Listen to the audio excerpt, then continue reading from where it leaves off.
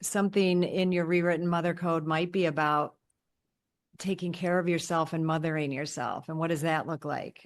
Taking care of myself emotionally, spiritually, physically, so that when things come at me, I can learn how to react and respond in a responsible way, which will include, being in touch with my emotions and my feelings.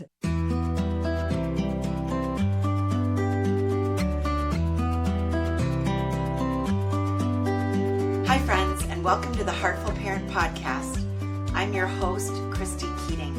In this podcast, we talk about it all, our parenting, our partnering, and our professional lives, because they are all a part of us, and we were never meant to do this alone.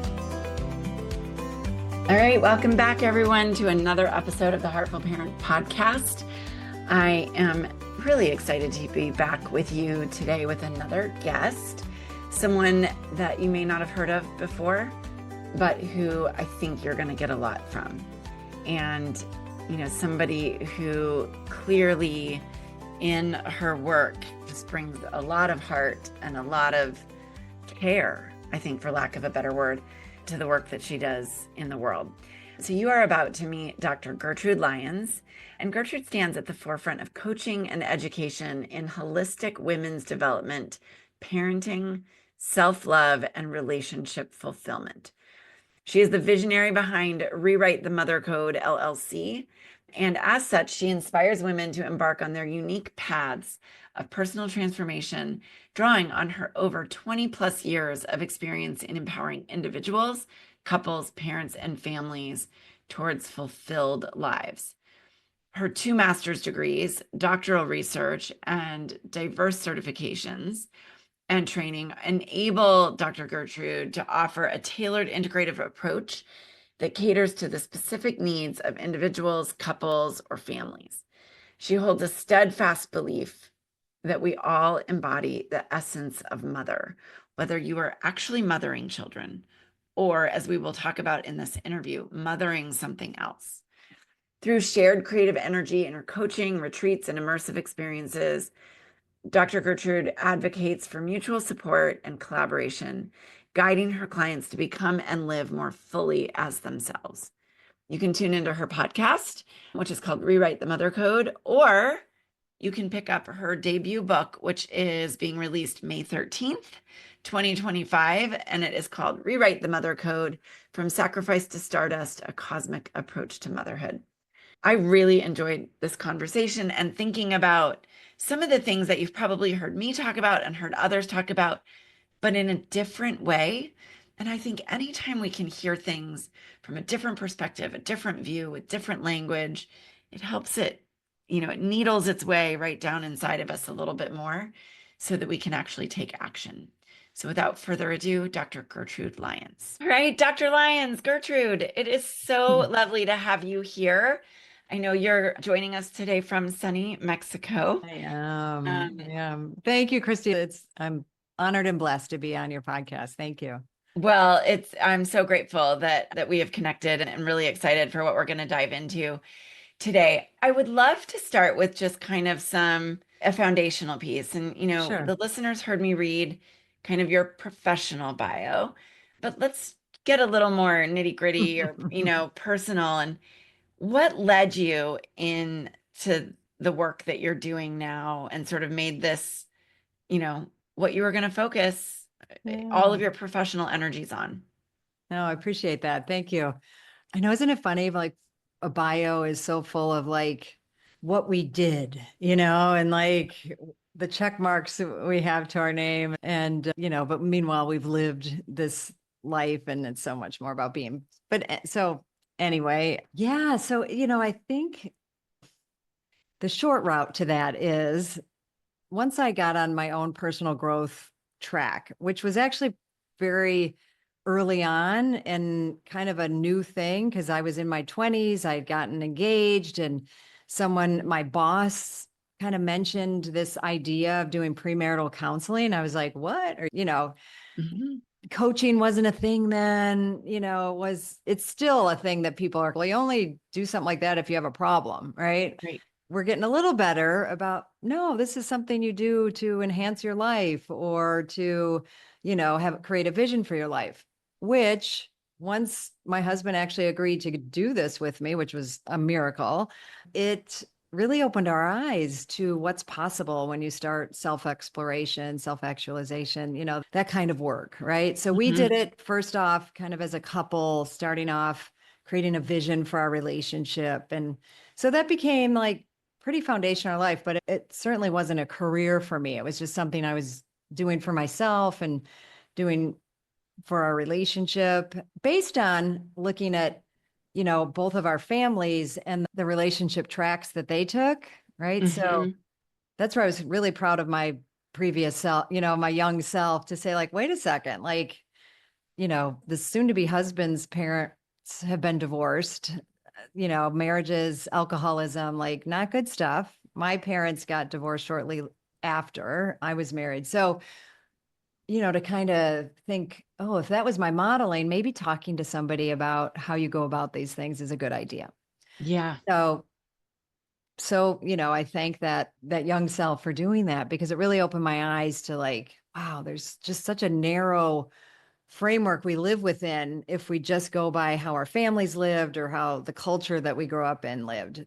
Right. So, we really jumped in, we were doing a lot of growth work. And then, we waited 6 years. We were young when we got married. So when it came time to start wanting to have children, we were going to do this as consciously as possible. And I'm actually really proud of how consciously we did it, and thoughtfully and discerning. And I ended up choosing home birth for our children, and, some things that were home birth still isn't like common, right? But back then it was like, what, or, what is wrong? Yeah. What's wrong with you kind of thing. But it was all under, us really starting to learn how to decide what we want, confront, the family and culture, and what are our values and principles. So we carried on that way. But then there was something about like really getting into motherhood. And by the time our second daughter was born, well, like about a year or two into her, I really started, and I kind of knew it was happening, but it really wasn't until much later when I looked back on it, like, yeah, we still were like, now we were like parenting consciously, right? Like, so that's fine. That was good. And I'm proud of what we did there. But I took myself out of the picture. Like, I really like stepped aside. It's like, I don't want to rock the boat anymore. I don't want to dig up any more unfinished business, any more like deep wounds, like it just felt like enough to like keep all this together.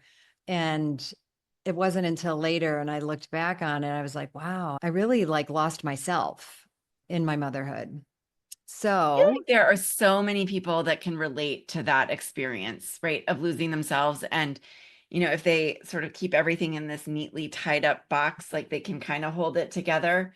But at some point, things kind of spill out, right? yeah. Yeah. And, and once I realized that, I had shifted careers and I was actually in the coaching field. I had been an economic analyst. I'm in the coaching field and I'm coaching other parents and mothers. I'm like, I'm in this field and I'm still not working on it myself. So I'm like, gosh, if this is so hard for me and I'm like surrounded by this kind of environment that supports it, like this can't be easy for others. So, kind of after my own like turning myself inside out a little bit around that, I realized like, oh, I'd really like to support, I think a lot of times we end up doing like the thing that, really we have a strong personal experience with, right? Or I didn't want, and I don't even call it a mistake so much, but just, I really wanted to bring that awareness to the forefront for mothers. Like, oh, hey, because I coached women who stayed true to themselves and in it. And it's not any easier, but it's more real, right? It's more authentic. It's more, you grow with your children. So that's what got me to embark on my doctorate and to really study this, and eventually left the organization I was with to like just full on, really start bringing this to the world. So I got my doctorate in, the dissertation was on the transformational opportunity in mothering and motherhood.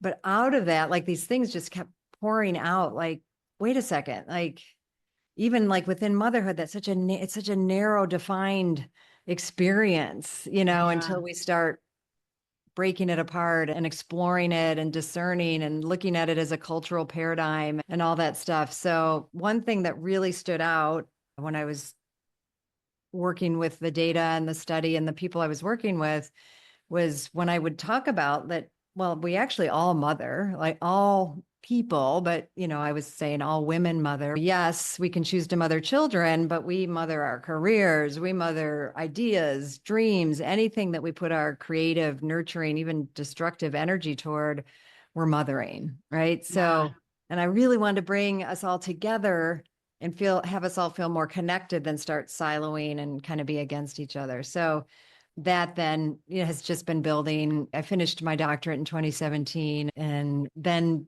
kind of branded it, so to speak, as Rewrite the Mother Code, because we have all these codes and until we identify them, we can't rewrite them. And then we can rewrite them. And I birthed a book this year. My book is coming out in May. And I really got to experience that, we do birth more than children, right? Like it was such a parallel experience. And I'm sure you can relate with just with the podcast, with your business, right?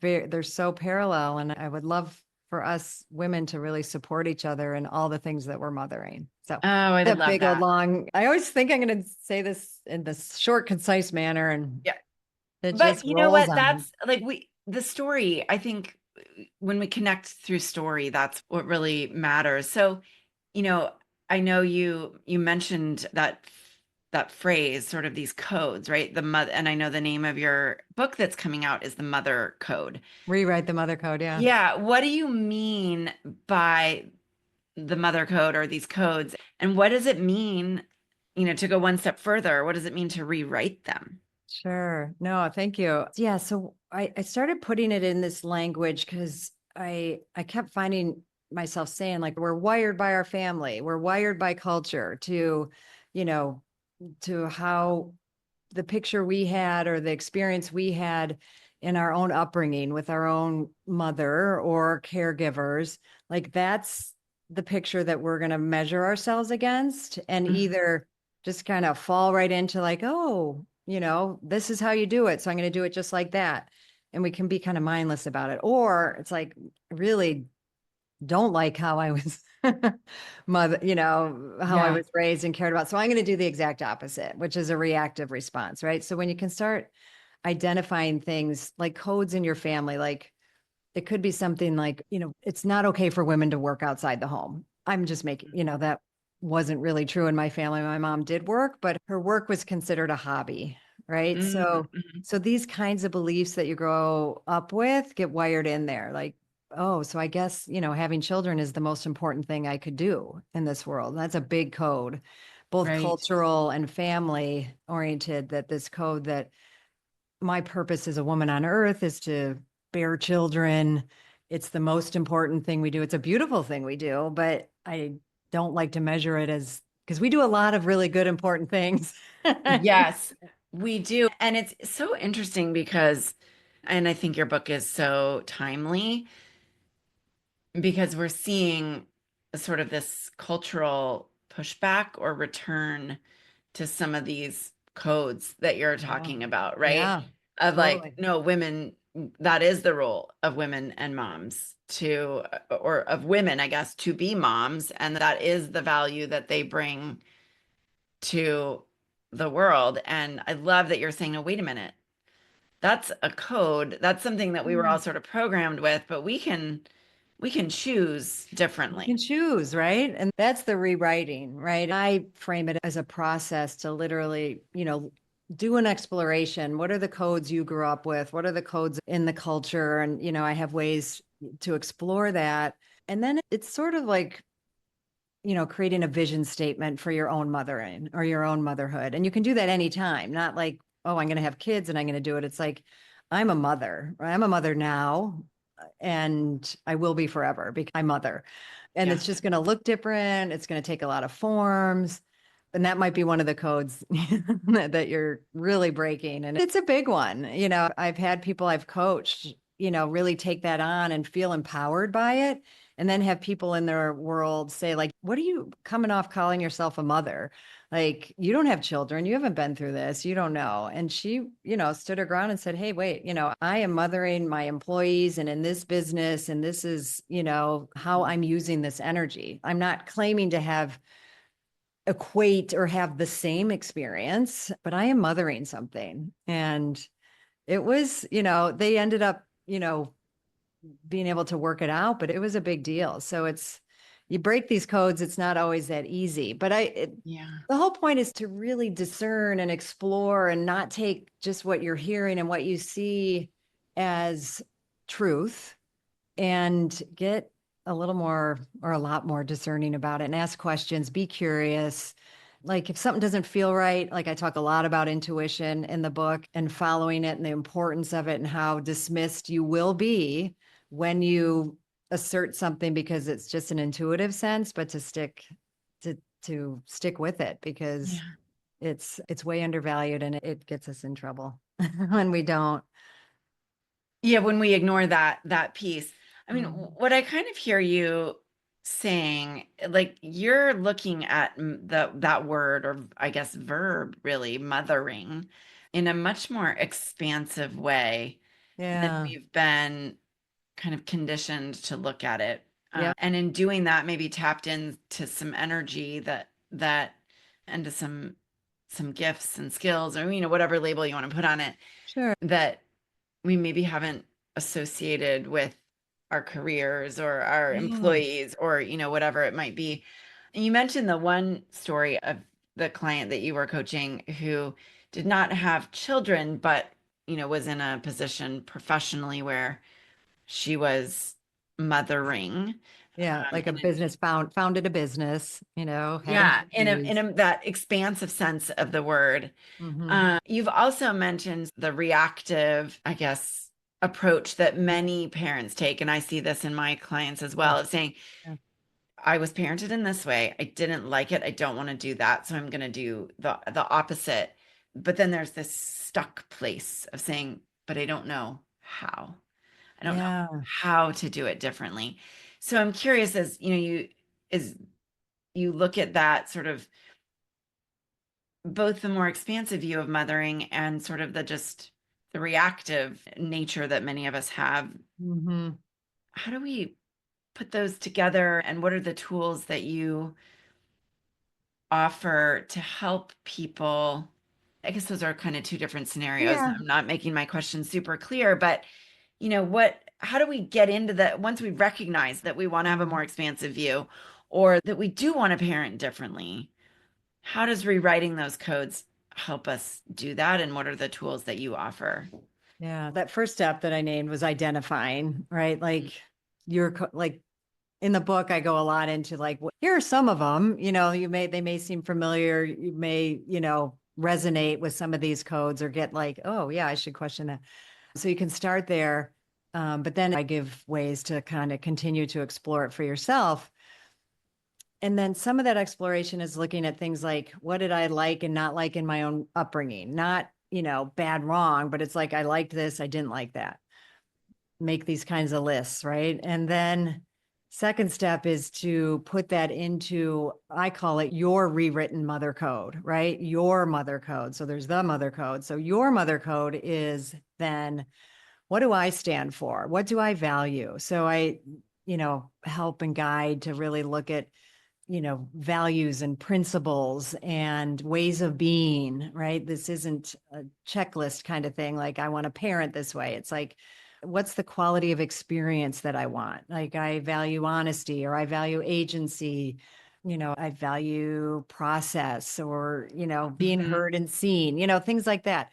So really kind of claiming and making that like a reality for you. Right. So then you have that to measure decisions against. So then the first step is you have that. It's like, ooh, like I'm at that age. We should have children now. Right. All right. Let's look at my mother code statement. Like, how do I discern? Just maybe I've always said, like, I always want to have children, or I know I don't want to have children. Like that might be a first step. Like use it to explore big decisions, little decisions. But then you can use, those values, those principles, like what you put in there for that exploration, right? Truth, honesty are probably going to be in there.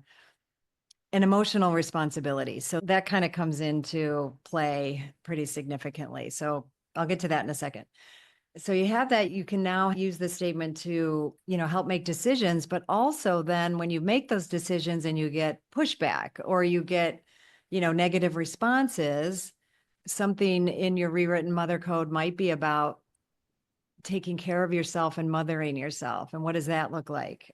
Taking care of myself emotionally, spiritually, physically, so that when things come at me, I can learn how to react and respond in a responsible way, which will include, being in touch with my emotions and my feelings. So, it's kind of like as you start like going into it, you start realizing, oh, I need more skills in this area. I guess I'm not really that in touch with my emotions, even though I put it in my mother code statement, to Right. be emotionally available or to honor my emotions, but I might need to work on that. So the work kind of presents itself in some ways. I mean, I always, and I'm sure you can understand this, recommend coaching, therapy, all these things so you can stay true to this vision. It isn't about doing that perfectly either, like your mother code, but it gives you a guide, right? It gives you something so you don't feel so looking externally. You can look inside for answers, for, a felt sense of things to guide you in the actions you take. So when it comes to that reactive parenting thing, it's, well, I didn't like that. How do I want to? What would that look like? How would I picture that? What would I have wanted? And then I'm going to add this in here real quick. So, what would I have wanted? And a lot of times as parents, and you've probably seen this as a parent coach a lot, like we give our kids what we didn't get, right? Right. So often, and we think we're sure that's must be what they want or need, but but I'm always encouraging, people to, imagine a little you by there. Like you can find the ways to give yourself what you're giving your children, really, you know, consciously put like a little Christy next to like your son or daughter. I don't know, Yeah. what your I've children, got two daughters. two daughters too. Yeah. Two Yeah. daughters also, at various stages and whatever you're giving them. And this loving energy or being talked to or being listened to in a way that you wish you had, that you can give that to yourself too. Yeah, and that's something I'd love to dive into because, I've heard that called a number of different things. Obviously, rewriting a mother code, reparenting ourselves, sort of, and it's Sure. something that I talk about as well. And yet, I think when many parents hear that, they're like, "Wait a minute. How exactly do I go about doing that? Like I'm parenting my child or my business or whatever it is that we're Right. mothering we're looking at that more expansive view. But let's just, go from the perspective of parenting children for the moment. And we can recognize, okay, I didn't get that. I want to give that to my children. And I hear this idea of like, I can give it to a little version of but talk about sort of from like, how do you help clients do that down on that sort of practical Yeah. cellular level, if you will? No, for sure. Well, I'll give a personal example one way. Yeah. And I needed coaching around this one because it was one of those where when I was growing up, I at various times wanted to ask my parents if I could play an instrument. Right. Mm, And the answer was always no. And I don't know if I understood why then, but I can clearly say like they didn't want the noise, they didn't want to deal with it, they just weren't going to be bothered basically, with so it was always something that was a want for mine that I didn't. So of course, now I have these two children, and at age 3, I start my daughter on Suzuki violin because, we're going to do the hardest instrument because it's the one that, your ear gets tuned and, and Suzuki violin is so, parent involved and has all these great things about it. And well, lo and behold, it's incredibly frustrating and difficult. And yeah. I'm frustrated and I'm supposed to like, be this interactive parent with it. And I don't know what I'm doing. And so finally in my own coaching session, my coach is like, well, like who really, she just got into it with me, right? About Yeah. like this unmet need of mine to play a musical instrument. So she's like, I really think you need to take violin lessons, right? And I'm like, what? No, I can't do that. Like, no way. All right. I don't have time. All the excuses, right? And mostly I was Right. scared, right? I had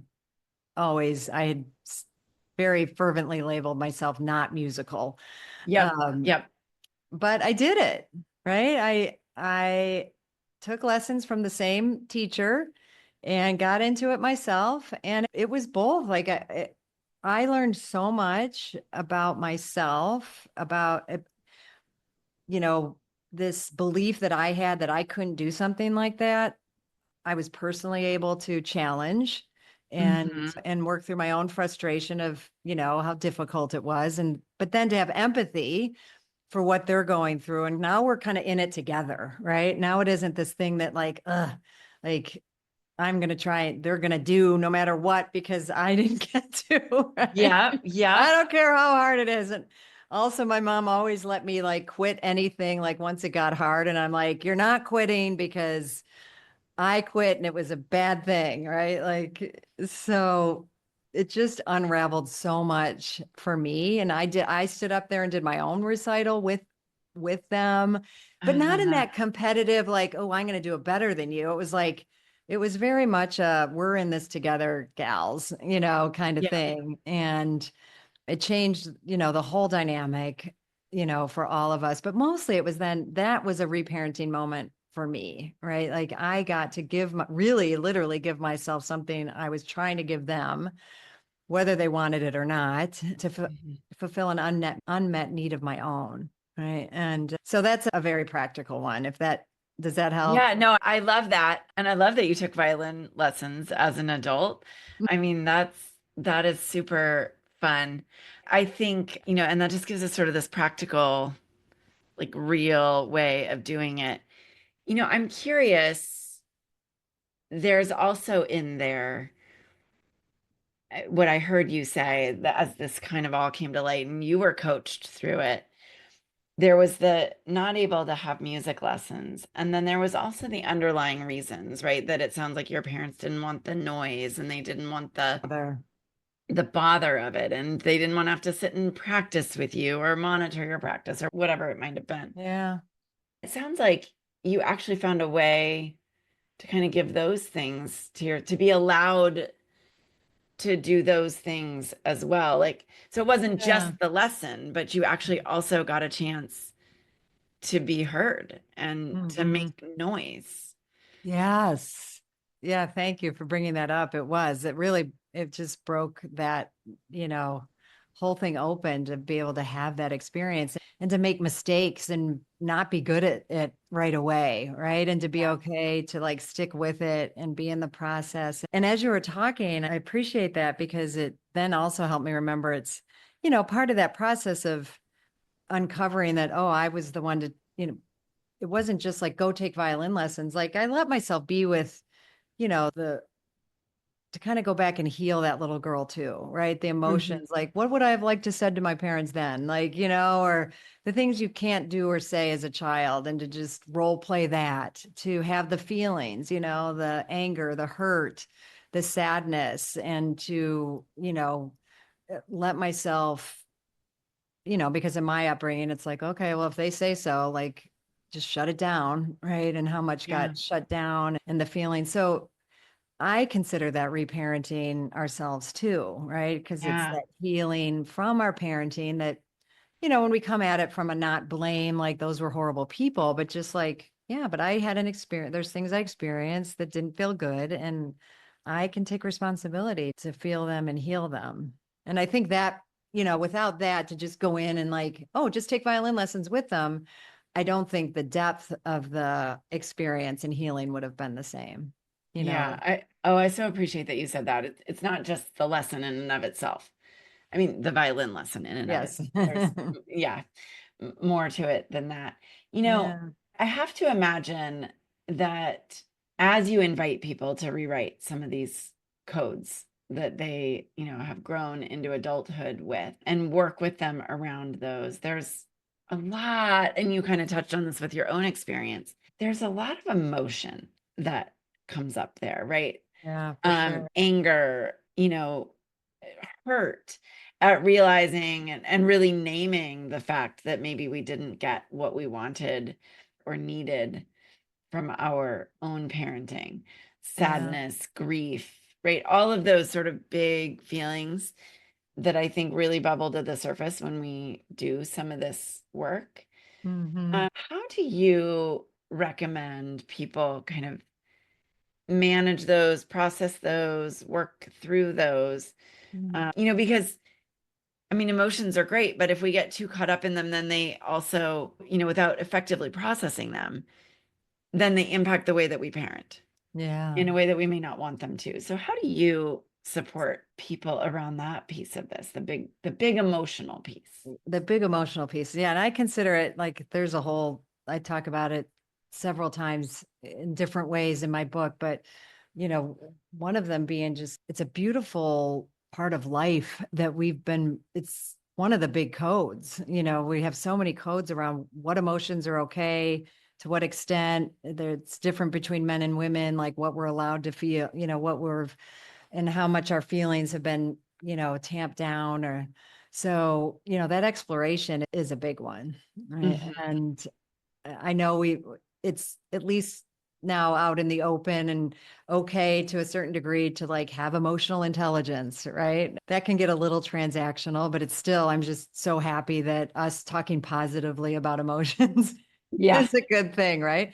So some of how I start, when I'm working with people around this is just first off looking at what are beliefs you have around any given emotion, right? I tend to focus on primary emotions of fear, hurt, anger, sadness, and joy. So right away, when you hear those, there's like, well, there's only one good one, joy, right? Mhm. Fear, hurt, anger, sad. Those are the ones you're trying to like get rid of, or, you know, all the different ways we're trying to not have any of those, but we're just supposed to be happy, right? So Right. I think a big first step is just exploring, what our misconceptions, beliefs, or what have we been taught and programmed in around emotions, and then start working into identifying them for yourself, naming them, as a whole assignment, practice, and work to just start recognizing them. And there's something I'd love to share. Because it's something you can do like for yourself, but you can do it in relationship with somebody. You can do it with kids and family just to help facilitate emotional awareness and intention. We call it the feelings game, Mhm. to normalize emotions. And, there's variations of this, but whether it's around the dinner table or, once a day, where each person has the opportunity to share where somewhere in their day that they felt each of those five emotions. And I would say it wasn't a practice we did consistently every night, all the time, or one that I tended to be the one to bring it up, Right. Right. wasn't always met with, yes, let's play the feelings game, because most of our day isn't, we're not facilitating that all the time. But I have grown daughters now, and they are now very grateful. There's lots of ways have seen how that has given them a foundation to understand, express, and be with their emotions. So I'd love, because that's such a practical thing we can do. And I'm not saying it's simple, but not always easy either. Yep.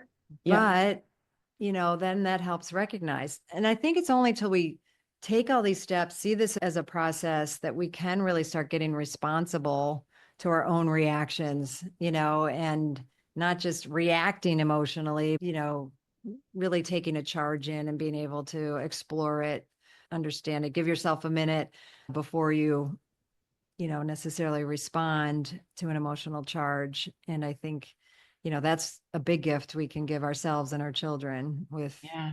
Yeah. everything, because I, have this sense or belief, I guess, that one of the gifts of children, or I'm not saying it's why they're in our lives, but it's such a treasure that we don't always take advantage of, is that they're going to stir up our unfinished business, right? Yep. That they're Yeah. going to poke those wounds they're not trying to, but just the nature of their, you know, before their emotions are taken away from them or while they're growing up, like just different aspects of our childhood, different ways, our kids behave and respond like that. Oh, okay. If I can understand like, oh, I'm getting triggered.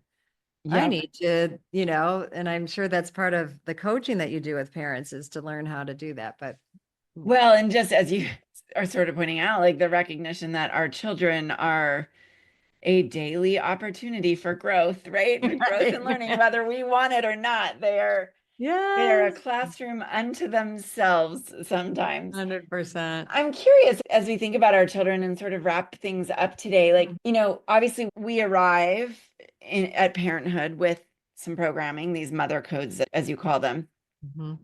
that we have the opportunity to rewrite, whether that's just through the daily work of parenting, through coaching, through therapy, through all of the above. To what extent should we think about and try to influence or Mm. shift or kind of even just have awareness about the mother codes we might be passing on to our children? Mhm. Or is that work for them to do after we've done ours? Yeah, I think you answered your question, right? Like, I think it is.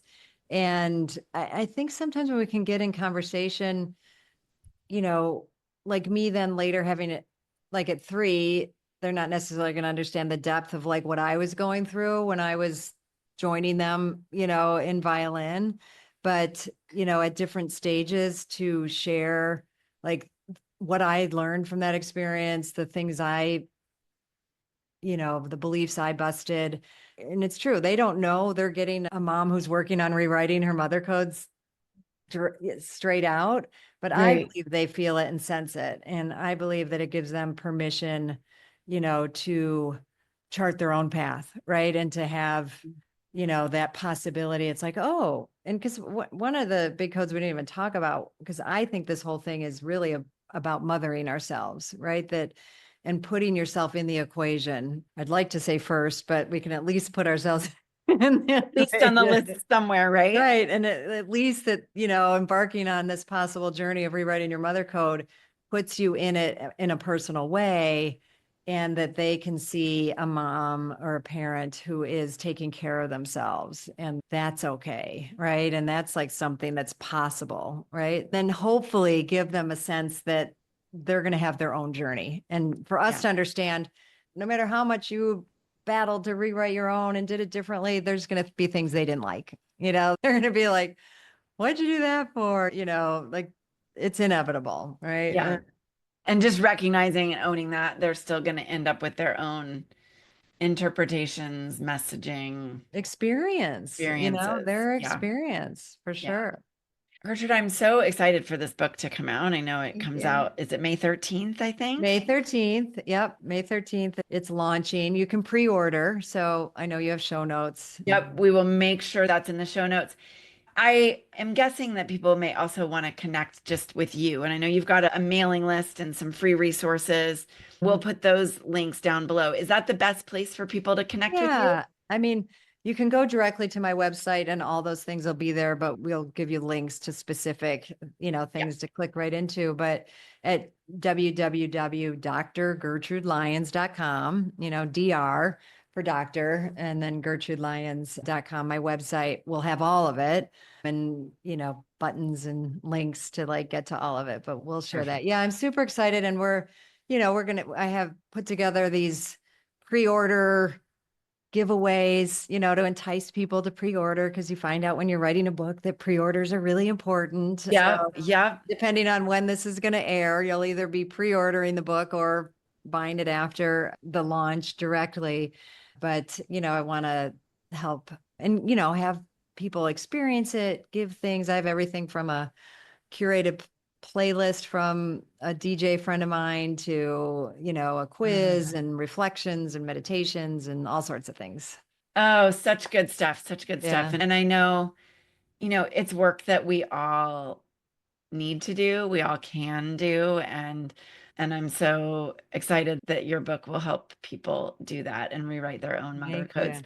So lovely to have you on You the too. podcast. And I love what you're doing, Christy, and supporting parents in all these beautiful ways. So I'm super grateful to be connected with you. Well, me as well. Thank you so much. And, for anyone listening, you've got the links in the show notes. We'll make sure you know how to find Dr. Lyons' work and how to pre-order this book and get all the goodness from it. So thank you for joining us. And Gertrude, thank you for being here.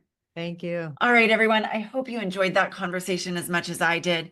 As I said when I was introducing today's guest, I really think that the beauty in what she talks about is, well, first of all, to use a word of my own, I think it's filled with really heartful energy, and whether you label it rewriting the mother code or reparenting ourselves or, addressing our trauma or all of those, I think anytime we hear someone with as much experience and heart and education and care address something using their own language, their own experience, their own approach, it really helps it settle into our own core so that it becomes something we can take action on. And I think rewriting our mother codes is something we deserve to be able to do. I think it's something our children deserve for us to do. And I think it's something that is possible with the support that, of someone like Dr. Gertrude or myself or someone else in the space. So if this resonated with you and you would like further support, check out those show notes. As we mentioned, everything you need to find Dr. Lyons' work is down below. And of course, as always, you can always reach out to me for coaching support for the Heartful Parent Academy or for any number of other ways that I work with parents. It's so great to have you back. I'll see you next time. Cheers.